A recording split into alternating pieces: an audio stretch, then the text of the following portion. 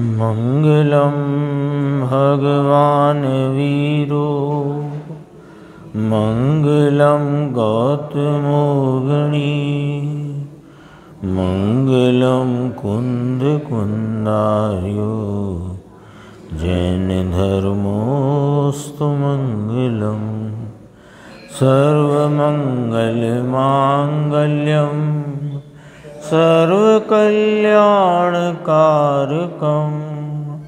प्रधानं सर्वधर्माणां जैनं जयतु शासनम्। मैं नमो तीर्थनायक को, नमो ओंकार वाणी को, नमो उन कुंद प्रभु को जिन्होंने ओंकार धारण की। अहो उपकार जिनवर का, कुंद का दिव्य वाणी का, जिन कुंद ध्वनि दाता उन कहान स्वामी का। चिदानंदिक रूपाए जिनाए परमात्मने, परमात्म प्रकाशाय नित्यं शुद्धात्मने नमः।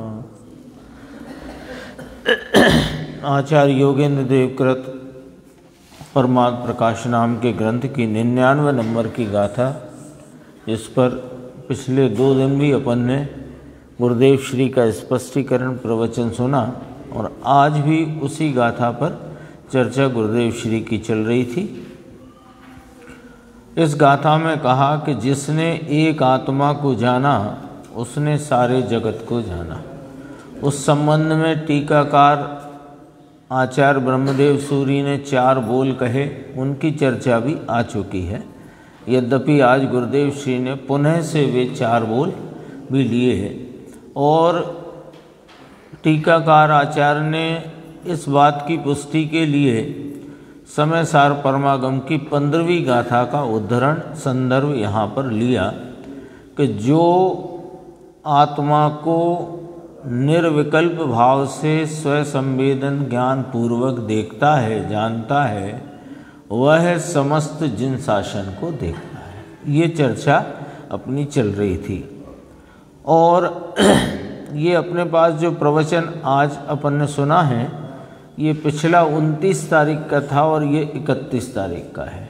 बीच का एक प्रवचन इस क्रम में नहीं है, तो उत्तम मार्दव की चर्चा उस 10 धर्मों की चर्चा में नहीं आई है।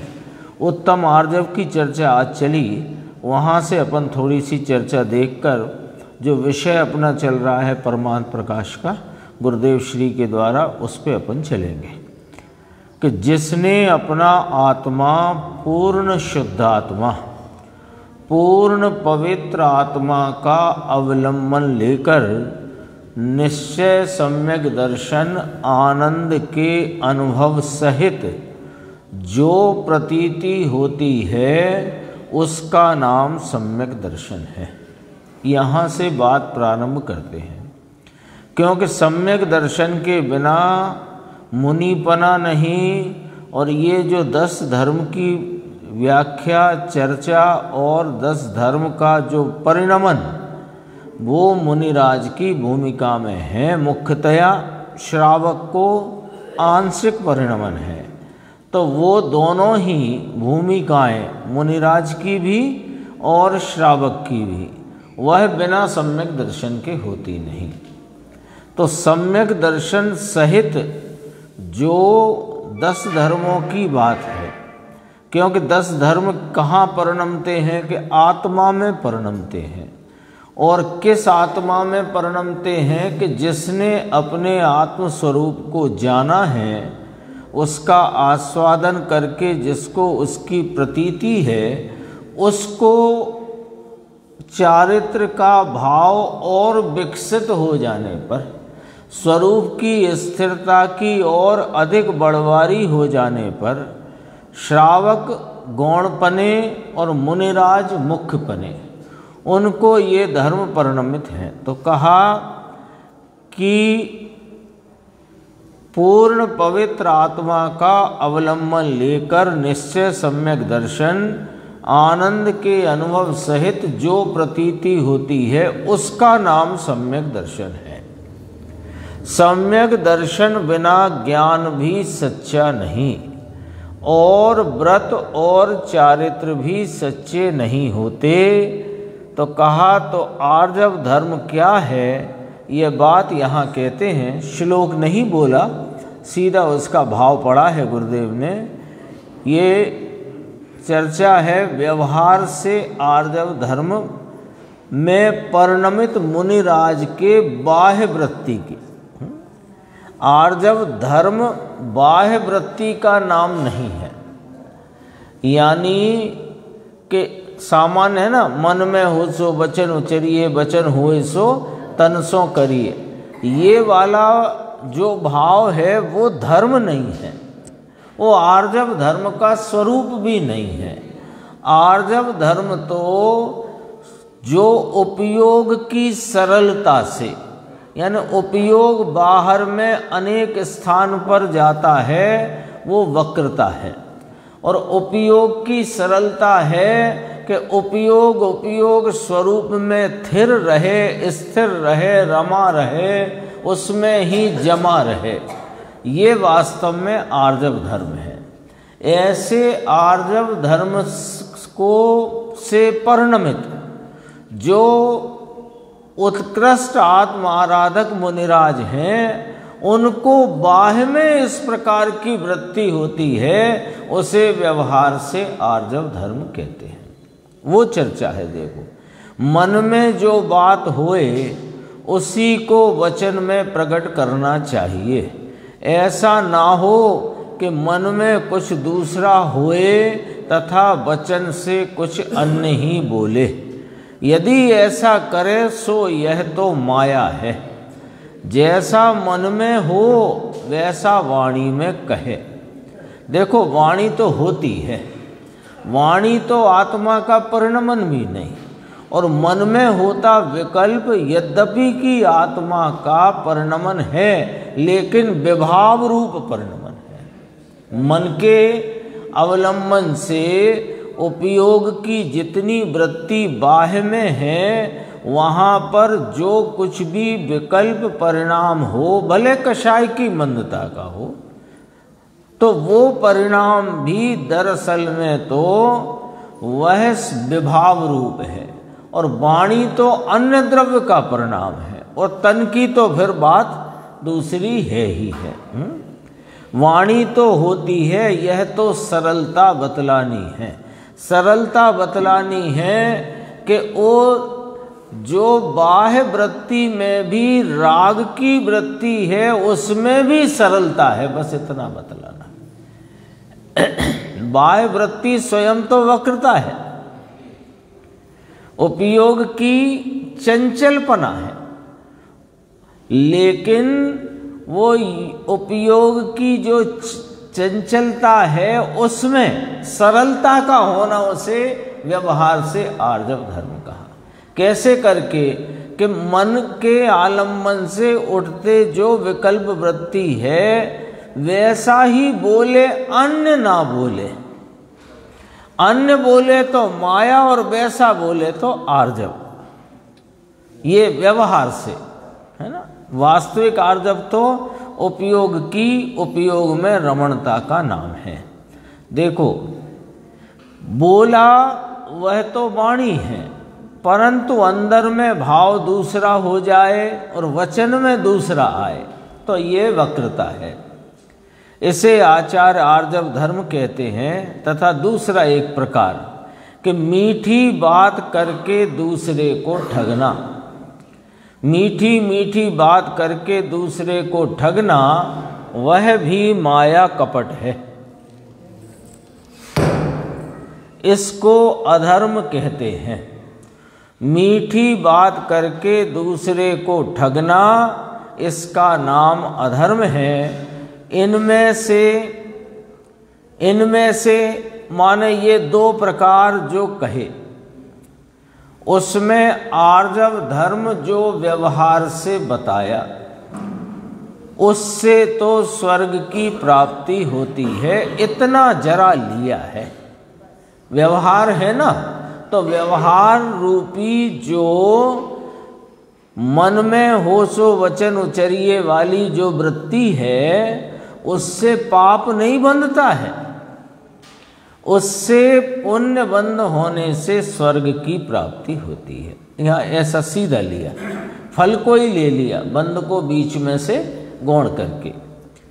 है तो धर्म चारित्र की पर्याय, आत्मा में आनंद स्वरूप के अनुभव की भूमिका में जो स्वरूप की चारित्र रमण दशा उत्पन्न हो, उसमें जो सरलता है वह तो वास्तविक धर्म है, बंध का कारण नहीं, परंतु उसके साथ जरा विकल्प रहता है।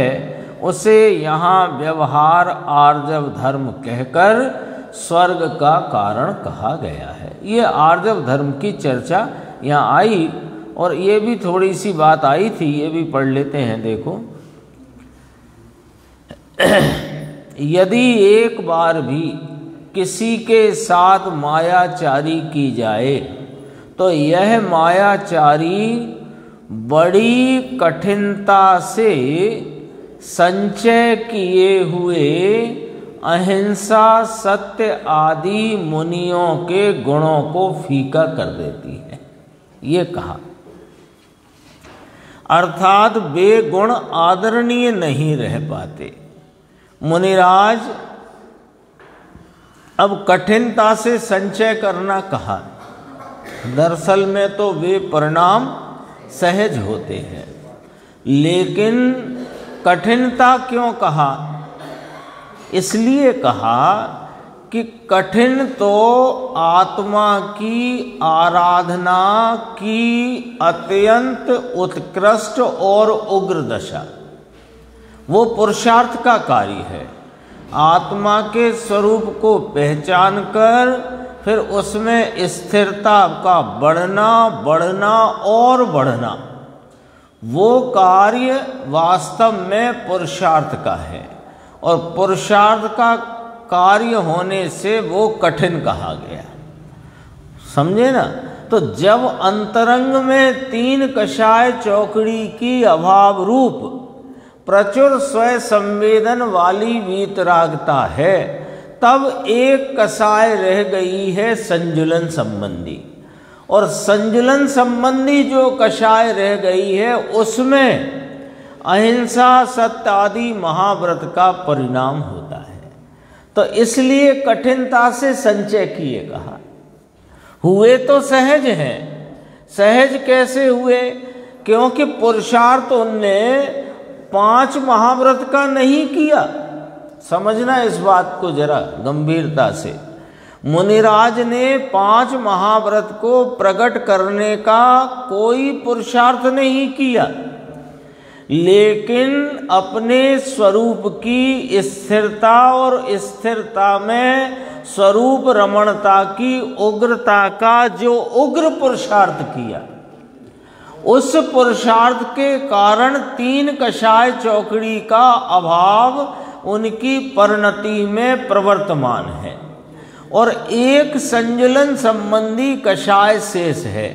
तो 5 महाव्रत का, अहिंसा, सत्य, दत्त आदि का जो विकल्पात्मक परिणाम है, वो दरअसल में एक संजुलन कषाय मात्र रह जाए तब ही होता है। तो पुरुषार्थ तो अपने स्वरूप की उग्रता का किया, और तब जाकर के एक कषाय शेष रही, और उस कषाय की भूमिका में वे अहिंसा, सत्य, दत्त आदि महाव्रत का परिणाम उठ आया। तो उसे कठिनता से संचय किया हुआ कहा। वे गुण कठिनता से प्राप्त किए हैं। 5 महाव्रत के लिए पुरुषार्थ करके कठिन करके नहीं हुआ, लेकिन पुरुषार्थ तो स्वरूप की रमणता का करके स्थिरता इतनी बढ़ गई कि एक कषाय शेष रह गई, और उस एक संजुलन संबंधी कषाय में ही महाव्रत होता है, ये ध्यान रखना। प्रत्यक्षानावर्णी 7 हो तो महाव्रत नहीं होता है, हाँ, और अप्रत्यक्षानावर्णी 7 हो तो देशव्रत भी नहीं होता है।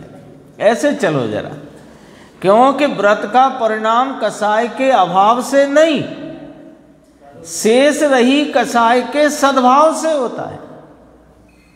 तो वो शेष रह जाने के लिए का जो कि वो ही शेष रह गई, उसका पुरुषार्थ वो पुरुषार्थ है। 3 कषाय का अभाव, तो वो कैसे हुआ 3 कषाय का अभाव? स्वरूप की एकाग्रता की उग्रता रमणता से। इसलिए ये बात आई, कठिनता से संचय किए हुए अहिंसा सत्य आदि ये मुनियों के गुण कहे ना, 28 मूल गुण में आ गए कि नहीं आ गए, तो उन्हें वे फीका कर देते हैं यदि मायाचारी हो तो। यदि किंचित मायाचारी हो मुनिराज के प्रवृत्ति में, तो ये गुण फीके पड़ जाते हैं, वे गुण आदरणीय नहीं रह पाते। उस माया रूपी मकान में नाना प्रकार के क्रोधादि शत्रु छिपे हुए बैठे रहते हैं, क्योंकि एक माया के प्रकटता में माया आ गई, यानी वक्रता आ गई। माया माने वक्रता, तो वक्रता आ गई, उसमें उसके घर में क्रोधादि शत्रु छिपे हुए बैठे हैं, वो कहीं ना कहीं आकर के प्रकट होंगे। और उस मायाचार से उत्पन्न हुए पाप से जीव नाना प्रकार के दुर्गति मार्गों में भ्रमण करता रहता है। दरअसल में फिर मुनिपना भी रह पाए ऐसा संभव नहीं होता। इसलिए मुनिगण, मुनि की मुख्यता से बात है ना, तो मुनिगण मायाचार को यानी वक्रता के भाव को अपने पास भी फटकने ना देना, ऐसा यहाँ उपदेश पद्मनंदी पंचविंशति में आचार्य पद्मनंदी भगवान ने किया है। अब आते हैं अपन 99 गाथा में जो संदर्भ आया था, जो पश्यति अप्पाणम है ना, पश्यति जिन शासनम सब्बम, उसकी चर्चा है, थोड़ी अपन देखेंगे। 284 पेज है ना। अबद्ध स्पृष्ट आया ना, अबद्ध स्पृष्ट नियत अनन्य और अविशेष, और क्या कहा? असंयत, अरे नहीं असंयुक्त, हाँ ठीक है, इसमें आ गया है, मेरे ख्याल से निकल गया था। यहाँ तो भगवान पूर्णानंद प्रभु अबद्ध स्पृष्ट है, उसका सादा और सीधा अर्थ है, राग से और कर्म से बंधा हुआ नहीं है, अबद्ध है, अस्पर्शित है। और फिर साथ ही कहा कि नारकी मनुष्य आदि की जो पर्याय हैं उन अन्य पर्याय से भी भिन्न है, तो अनन्य हुआ। अब आई है बात तीसरे बोल की, ये जरा देखना। नियत है, नाम निश्चय है, उसकी पर्याय में षटगुण हानि वृद्धि से जो ज्ञान की पर्याय होती है उनसे रहित है। ज्ञान की ही क्यों ली, अन्य ना ली, अन्य भी तो है ना, पर यहाँ तो राग की पर्याय से रहित है, ये बात तो ऊपर ही कह दी अबद्ध स्पृष्ट में। समझना निर्देश भाई क्या कहना है। उसकी पर्याय में किसकी? जो पश्यति अप्पाणम, जो अपनी आत्मा को स्वयं संवेदन ज्ञान पूर्वक अपने भावशुद्ध ज्ञान से देखता जानता है, ऐसे सम्यक दृष्टि जीव को क्या दिखता है? आत्मा उसने कैसा देखा है? अबद्ध अस्पृष्ट, यानी राग आदि कर्म से अबद्ध और अस्पर्शित देखा है। तो राग आदि की पर्याय से तो अबद्ध और अस्पर्शित है, पर ज्ञान की पर्याय में जो हीनादिकता होती है उससे भी रहित है, इसलिए नियत है। ज्ञानी के अभी साधक दशा में दो भाव मुख्य लेना है ना, बल्कि तीन लो, तीन की मुख्यता करते हैं, उन्हें दो में समाहित हो जाएंगे। एक तो ज्ञान, एक आनंद और एक विकल्प राग। क्योंकि अभी साधक दशा है ना, साधक दशा हो तो राग भी ना रहे, पर साधक दशा है तो राग है। तो आनंद और ज्ञान को एक खाते में लो और राग एक खाते में, तो दो हुए ना, दो हुए। इसमें ज्ञान को मुख्य कर लो तो रागादि से तो अबद्ध अस्पृष्ट है, रागादि पर्याय, अब पर्याय में ही आओ।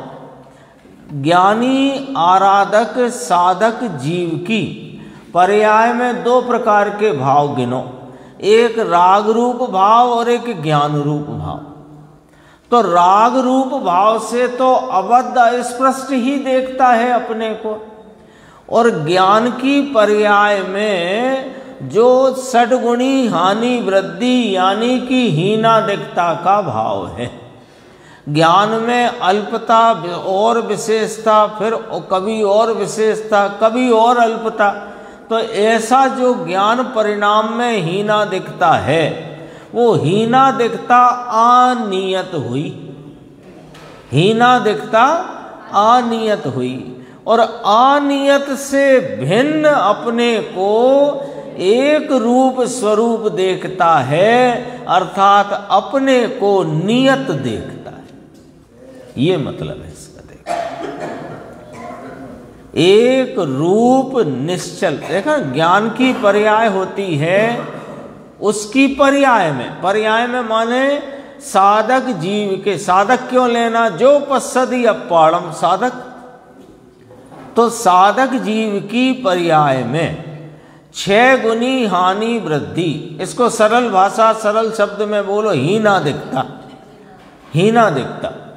तो वो उसकी परिणमन दशा में जो ज्ञान की पर्याय में, तो ज्ञान कह करके राग से भिन्न कहना है बस। तो ज्ञान की पर्याय में हीनादिकता नाम अनियतपना है।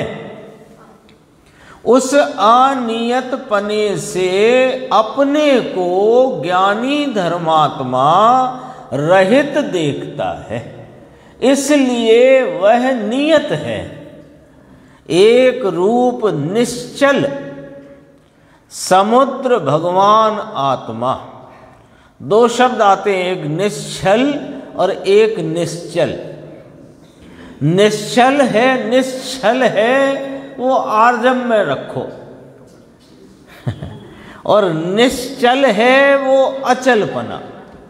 दो शब्द अलग अलग हैं, बोलने में ऐसे प्रोनाउंसिएशन में, उच्चारण में एक जैसे कभी कभी लगते हैं, पर उसमें छतरी का छा है और इसमें चम्मच का चा है, ध्यान रखना।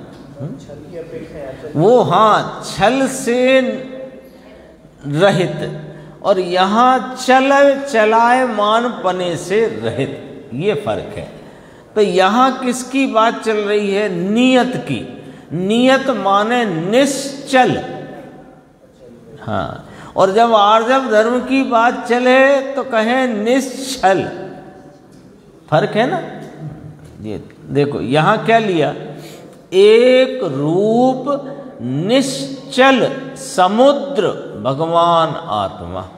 समुद्र होता है ना, समुद्र अथाह जल राशि, लेकिन ऊपर ऊपर तो लहरों की हलचल ऐसी भारी दिखे कि किनारे पे बैठे हो तो ऐसा लगे बहुत शोर उनका, बहुत शोर, और थोड़े ही अंदर एकदम शांत गंभीर समुद्र पड़ा है।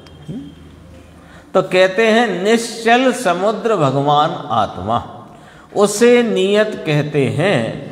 एक रूप त्रिकाल ज्ञायक आनंद स्वरूप, जिसमें विशेष अवस्थाएं जो हीनादिक हैं वह उसमें है नहीं।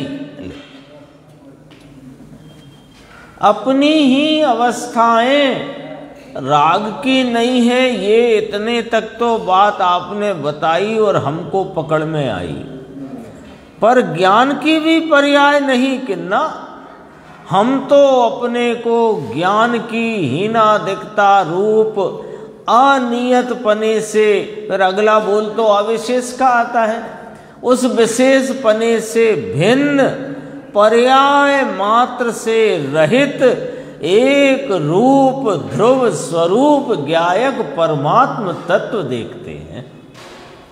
ये गाथा बहुत महत्वपूर्ण है 15वें नंबर की। आया देखो, ये ध्यान रखना जरा, ये पॉइंट थोड़ा ख्याल में रखने का है। एक रूप त्रिकाल ज्ञायक आनंद स्वरूप, जिसमें विशेष कौन होता है? विशेष अवस्थाएं, दो प्रकार के विशेष जानना, एक गुण विशेष और पर्याय विशेष। गुण विशेष किस प्रकार हैं कि एक ध्रुव सामान्य त्रिकाल वस्तु में गुण विशेष पने ध्रुव त्रिकाल हैं, गुण ध्रुव पने ध्रुव त्रिकाल पने विशेष हैं। विशेष क्यों कहा? कि वे अनेक हैं और अपने अपने रूप हैं, इसलिए विशेष हैं। और उन सब का एक रूप स्वरूप, वह वस्तु तत्व द्रव्य स्वभाव, वह सामान्य है और एक रूप है। क्यों? कि वे अपने अपने रूप हैं और द्रव्य उन सब स्वरूप एक रूप है, तो इसलिए सामान्य हुआ। तो जो द्रव्य सामान्य कहा, उसमें दो प्रकार के विशेषों से रहित सामान्य कहा, गुण विशेषों से रहित सामान्य और पर्याय विशेषों से रहित सामान्य। तो गुण विशेषों से रहित कैसा सामान्य? कि गुणात्मक एक रूपता से सामान्य। गुण भी त्रिकाली हैं, गुण भी ध्रुव हैं, लेकिन गुण अपने अपने रूप हैं। और द्रव्य भी त्रिकाली है, द्रव्य भी ध्रुव है, लेकिन अनंत गुण स्वरूप एक रूप है, इसलिए सामान्य। तो गुण विशेषों से, गुण विशेषों के विशेष पने से रहित द्रव्य एक रूप सामान्य। अब कहते हैं कि उन गुणों की प्रति समय कुछ ना कुछ व्यक्तता अवश्य होती है। जो गुणों के व्यक्तता के भाव हैं, उनका नाम पर्याय है, अवस्था है। वो अवस्था त्रिकाली नहीं है, वो अवस्था ध्रुव नहीं है, वो अवस्था में गुणों की व्यक्तता है, लेकिन एक क्षणवर्ती है और हीनादिक है, ध्रुव नहीं है। सो ऐसी हीनादिकता वाली अवस्थाओं से रहित, फर्क समझना जरा, फर्क समझना। एक तरफ लिखो सामान्य, एक तरफ लिखो विशेष। सामान्य में आया अपना द्रव्य स्वभाव एक, और विशेष में आए गुण विशेष पर्याय विशेष। पर गुण विशेष स्वरूपता का एक रूप द्रव्य और पर्याय की हीनादिकता और एक क्षणवर्ती पने से रहित त्रिकाली एक रूप द्रव्य, दोनों में फर्क आया। दोनों विशेष, दो प्रकार के विशेष है ना, और उनसे रहित। देखो, गुण से रहित द्रव्य नहीं कहा जा सकता, पर गुण के भेदों से रहित आत्मा। ऐसे पर्यायों के भेद से रहित कहने में पर्याय से रहित कहा जाता है।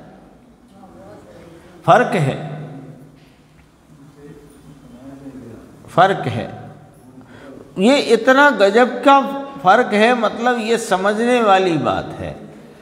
गुणों से रहित द्रव्य कहकर सामान्य नहीं कह सकते, पर पर्याय से रहित सामान्य कहा जा सकता है। ऐसा क्यों? ऐसा क्यों? बहुत सरल लॉजिक है।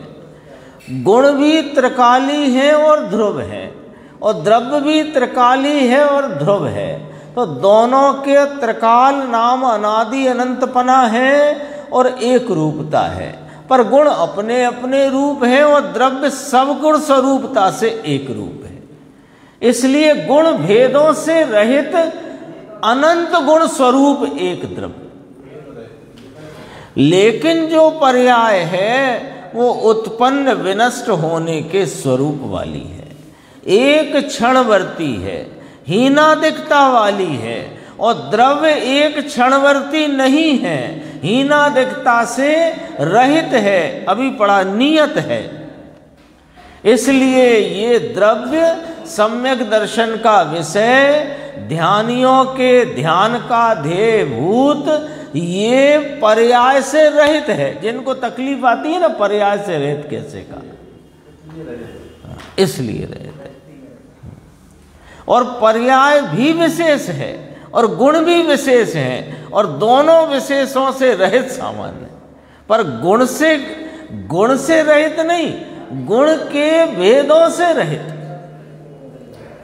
और पर्याय की उत्पाद वैता रूप एक क्षणवर्ती पने से और उसकी हीनादिकता से रहित होने से पर्याय से रहित द्रव्य।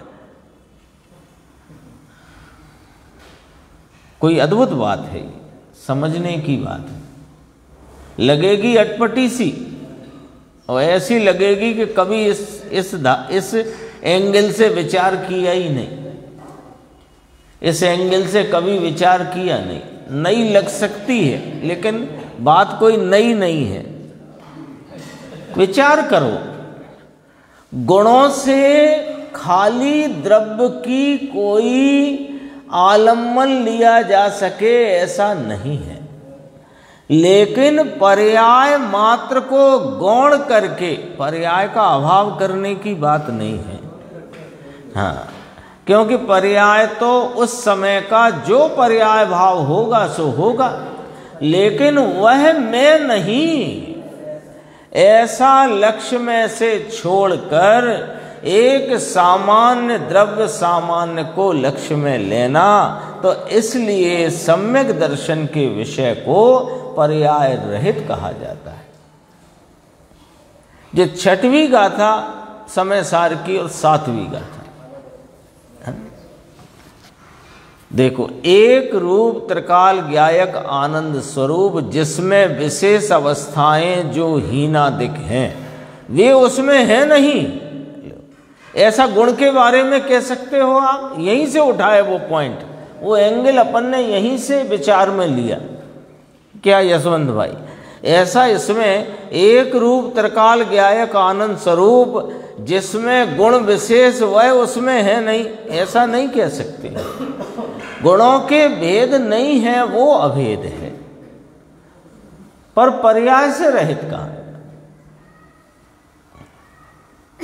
ऐसे आत्मा को अंदर जानना, देखना, मानना, उसका नाम सम्यक दर्शन और उसका नाम जैन शासन है। देखो, गौण तो दोनों ही प्रकार के भेद किए जाते हैं, अभाव दोनों ही का नहीं करना है और अभाव हो भी नहीं सकता है, ये ख्याल रखना।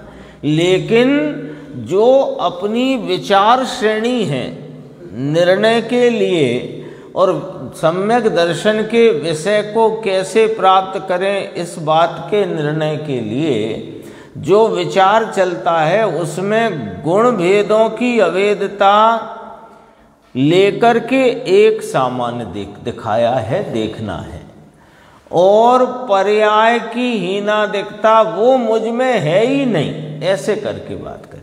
दोनों में फर्क आ गया।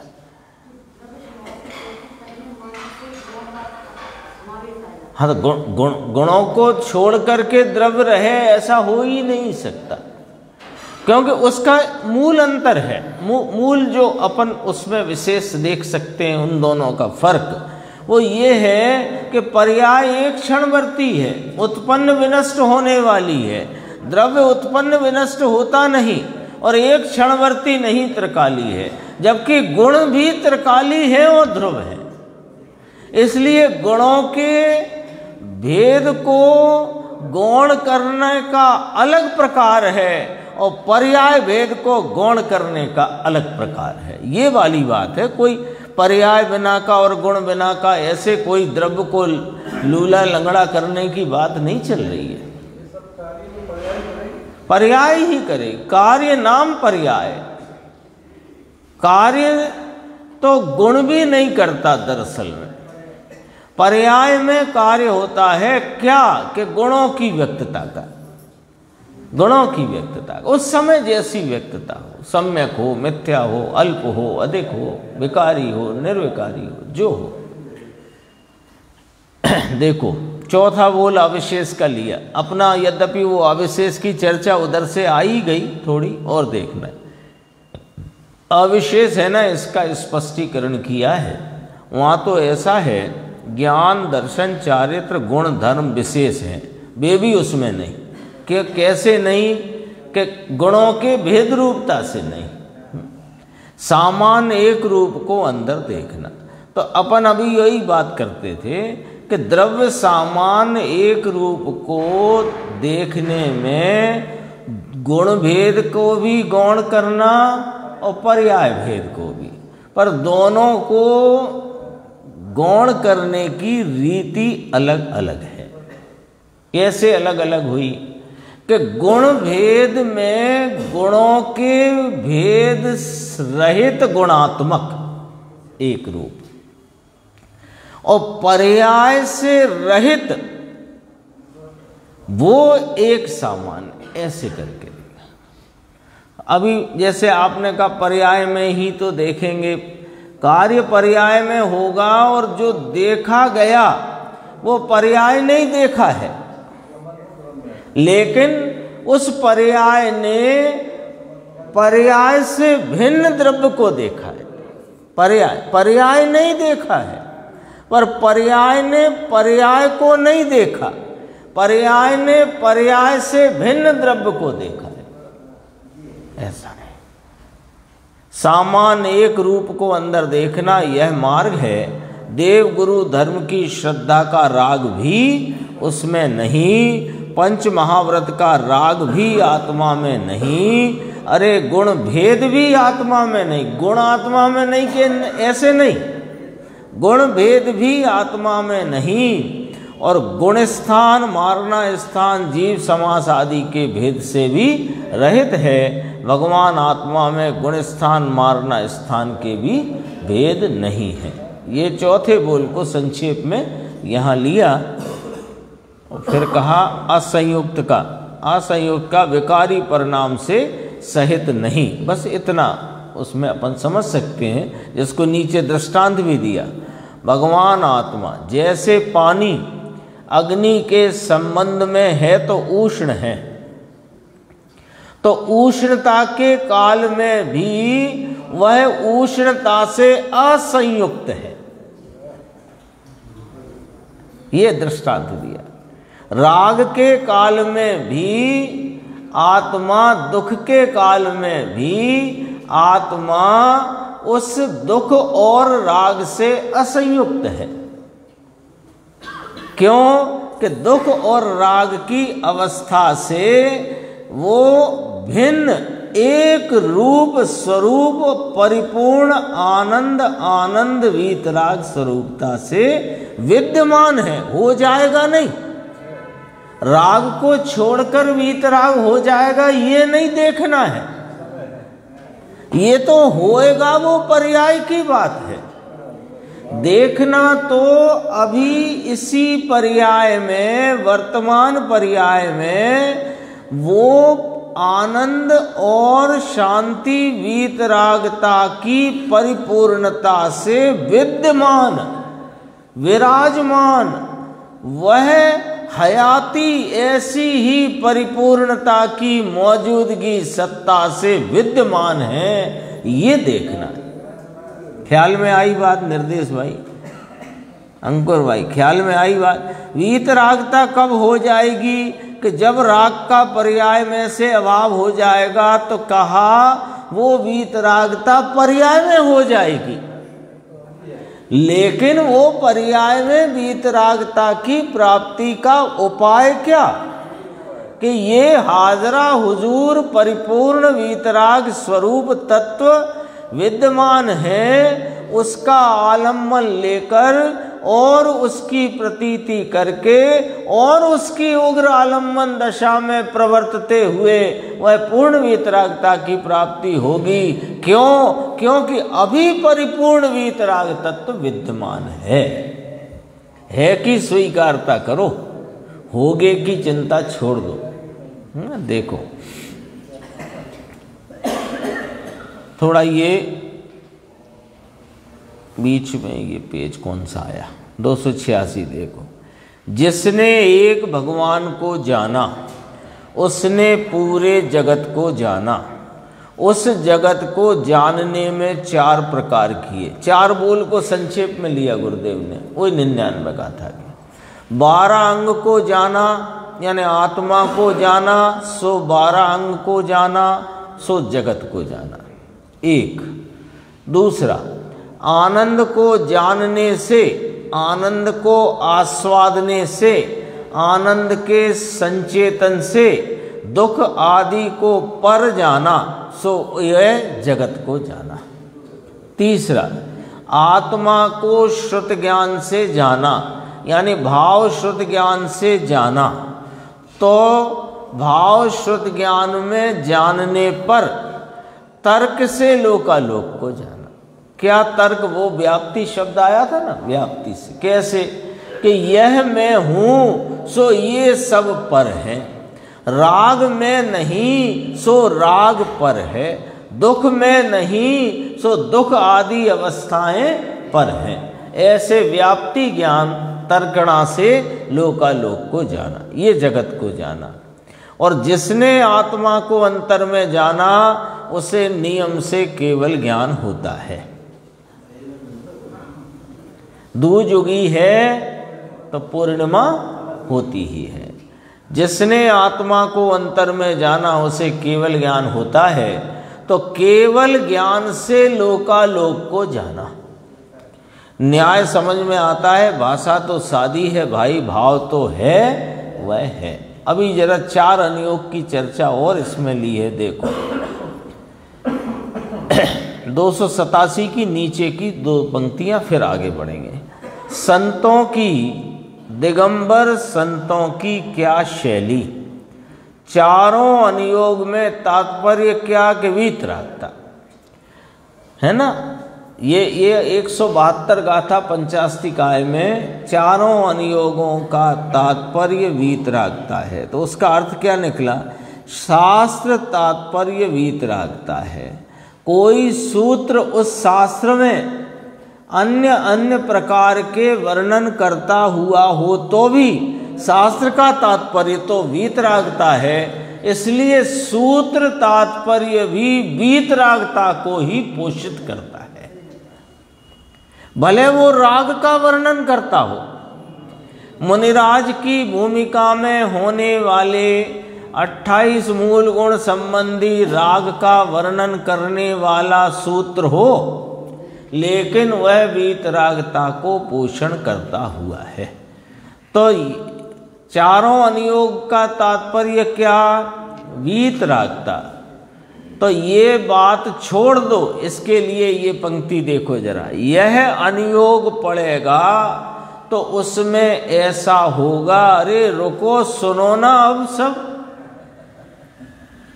ये मिथ्या प्रकार की जो अपनी कहीं इस प्रकार की भ्रमणा हो कि चरणान योग से हम ये सीख लेंगे और करणान योग से वो सीख लेंगे और प्रथमान योग से महापुरुषों के चरित्र को जानकर प्रेरित हो जाएंगे और द्रव्यान योग से यूँ सीख लेंगे। रुको भैया रुको, चारों अनुयोग का तात्पर्य वीतरागता है और इस हाजरा हुजूर वीतराग तत्व का आलम्बन लेने में चारों अनुयोग जानने में आ जाते हैं। जो पश्यति अप्पाड़म सो पश्यति जिन शासनम सब्बम। जिन शासन में चार अनुयोग आए कि नहीं आए? तो जिसने एक आत्मा को जाना उसने चार अनुयोग जाने के नहीं जाने। इसलिए ये वाली भ्रांति हो तो दूर करना कि ये अनुयोग से यूँ करूँगा, यूँ इस अनुयोग से। कोई तो ये कहने लगा कि ये वाला अनुयोग का सम्यक दर्शन, वो वाले अनुयोग का सम्यक दर्शन। ऐसे नहीं होता है। एक ही सम्यक दर्शन होता है जो इस निज आत्मा के आलम्बन से, इसकी प्रतीति से होता है, और कोई भी सम्यक दर्शन नहीं होता। देखो इसमें आएगी चर्चा। चारों अनुयोग का तात्पर्य तो प्रभु भगवान आत्मा में स्वयं आश्रय करना कि जिससे वीत राग समकित प्रकट हो। चौथे गुण स्थान में समकित है, वह वीत राग समकित है। समझ में आया? समकित के सराग भराग ऐसे भेद होते नहीं, ये भेद तो अपेक्षा से कथन है। ये ध्यान कराया जरा यहाँ पर, ख्याल में लेना। सराग समकित, वीतराग समकित, तो कहा दो प्रकार के समकित कथन की अपेक्षा में है। समकित तो एक ही होता है, वीतराग समकित कैसे होता है? इस परिपूर्ण वीतराग स्वरूप आत्मा के अवलंबन में उपयोग की जो उपयोग की वर्तमान पर्याय इसका आश्रय लेती है, वो पर्याय वीतराग हो जाती है, वो पर्याय राग रहित हो जाती है।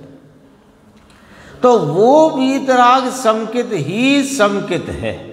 तो फिर ये सराग समकित कहा, सो क्या कहा? उसको नीचे कहते हैं कि चारित्र दोष सहित समकित कहो तो सराग समकित कहा जाता है। समझ में आया क्या?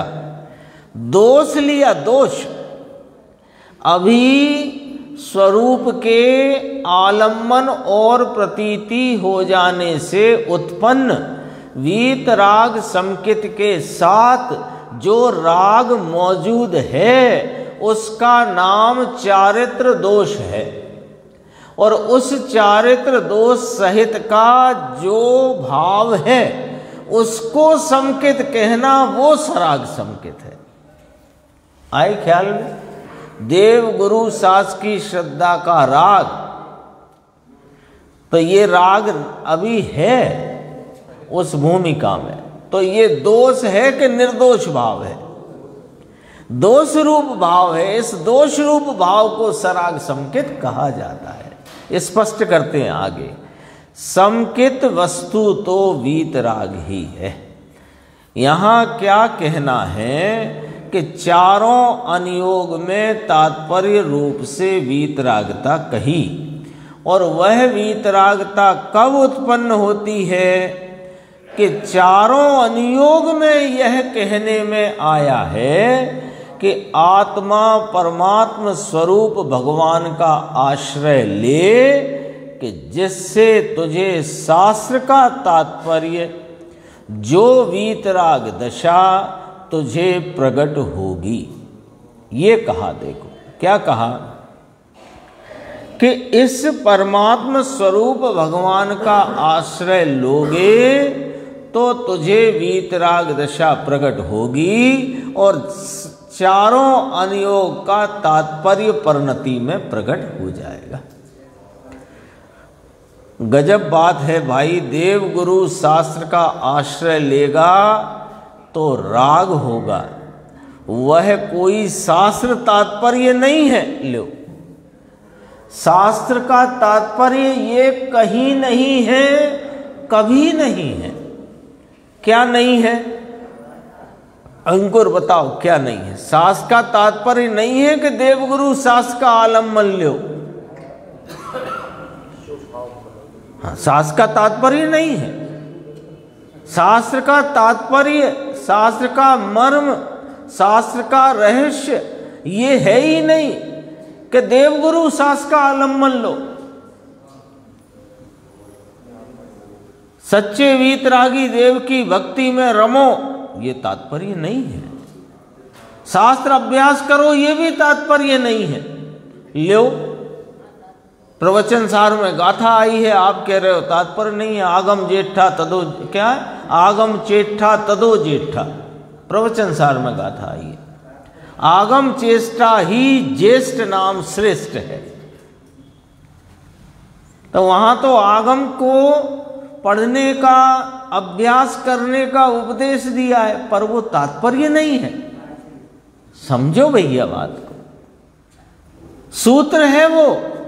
अभी अपन कह चुके हैं वो बात। सूत्र तो क्या कह रहा है कि आगम चेष्टा तदो जेठा, आगम चेष्टा ही श्रेष्ठ है, ज्येष्ठ है, ये सूत्र कह रहा है।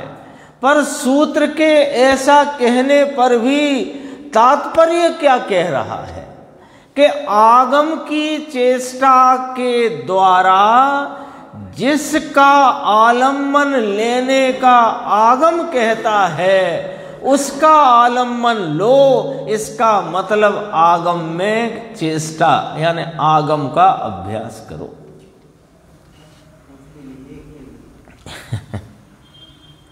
लो, अब आगम अभ्यास की, शास्त्र अभ्यास की भी मनाही है कि हाँ भैया प्रयोजन नहीं सदने वाला उससे।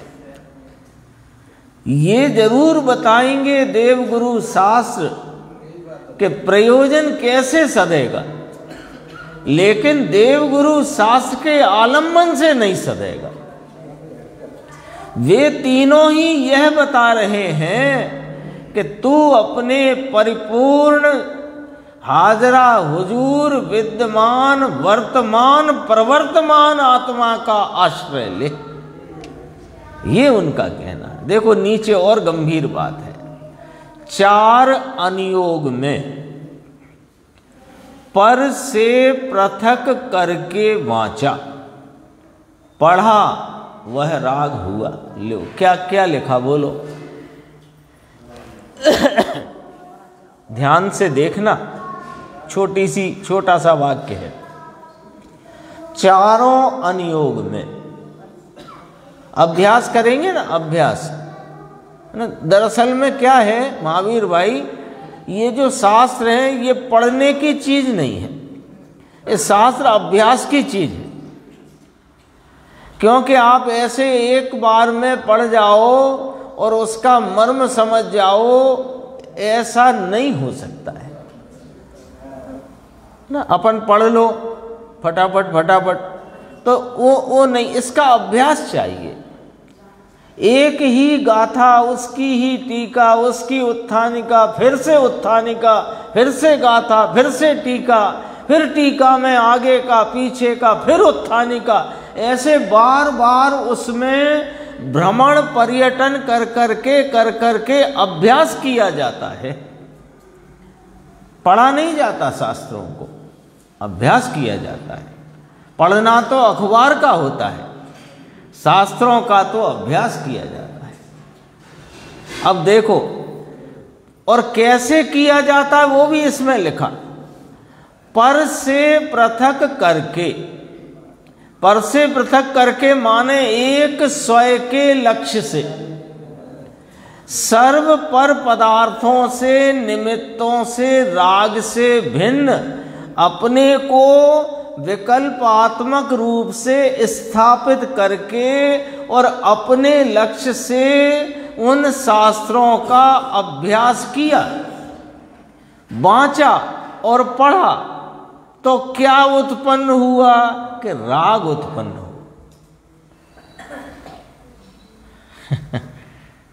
जिम्मेदारी बड़ी है। हाँ, जिम्मेदारी देखो, अभी कहा अकेले पढ़ने की चीज नहीं है, अभ्यास की है। तो अभ्यास की है, पर अभ्यास में ही नहीं रहना। फिर कहा कि स्वयं के लक्ष्य से अभ्यास करना। तो कहा कि स्वयं के लक्ष्य से करते हुए, होते हुए अभ्यास में ही मत रुक जाना।